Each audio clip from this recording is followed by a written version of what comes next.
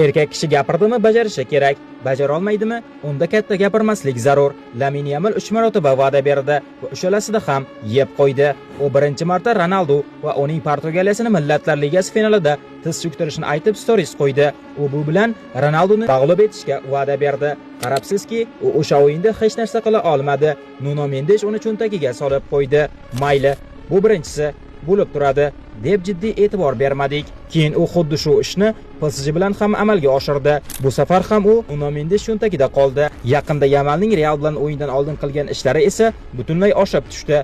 Avval Real Madrid klubini, keyin esa muxlislarini haqorat qildi. Yamalning bu ishi ham Klasikoda o'ziga qarshi ishladi. Real Madridning g'alabaga bo'lgan ishtiyoqini butunlay oshirib yubordi. O'zi esa Klasikoda hech narsa qila olmadi. Eshityapsizmi? Hech narsa. To'g'risini aytaman, men Yamalni futbolning javohiri deb bilaman va men o'z ustida qattiq ishlash kerak deb hisoblayman. Ammo u qilgan ishni hech qanaqasiga oqlay olmayman. Yamal o'yinlardan oldin yo katta ketishni yig'ishtirishi yoki-da bergan va'dasining ustidan chiqishi kerak. Fikrimga qo'shilsangiz like bosib qo'ying.